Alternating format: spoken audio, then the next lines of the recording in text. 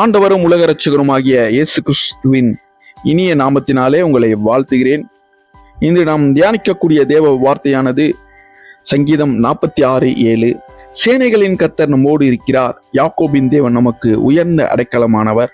அன்பான சகோதர சகோதரிகளே, இந்த புதிய நாளிலும் நாம் சந்திக்க போகிற சூழ்நிலைகள் என்னவென்று நமக்கு தெரியாது. ஆனால் ஒரு காரியம் நிச்சயம், தேவன் நம்மோடு இருக்கிறார். இதுவே விசுவாசத்தின் மிகப்பெரிய பலமும் நம்பிக்கையுமாய் இருக்கிறது.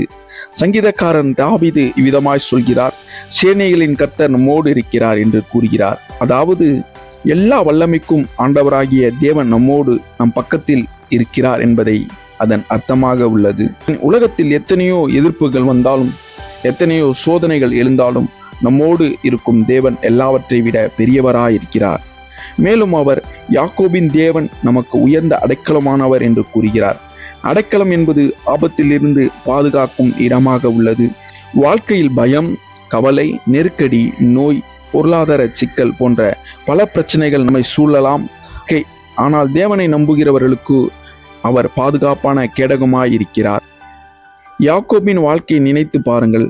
பலவிதமான குறைவுகள் இருந்த போதிலும் தேவன் அவரை விட்டு விலகவில்லை.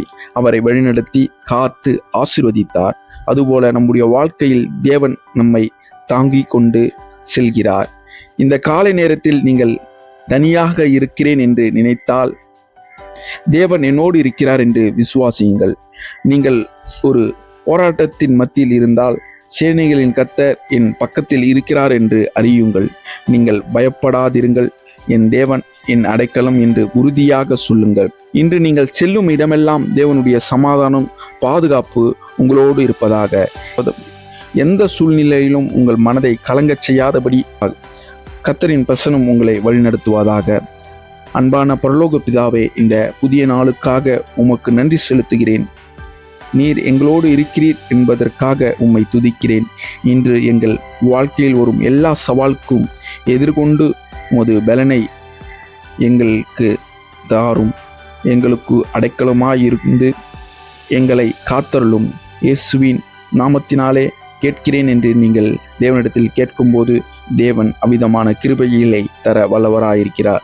நான் தனியாக இல்லை, சேனைகளின் கர்த்தர் என்னோடு இருக்கிறார், யாக்கோபின் தேவன் எனக்கு உயர்ந்த அடைக்கலமானவர் என்று நீங்கள் உங்களுக்கான காரியங்களில் செய்ய தொடங்குங்கள். கர்த்தர் உங்களை இந்த நாளிலும் ஆசீர்வதித்து வழிநடத்துவாராக. God bless you.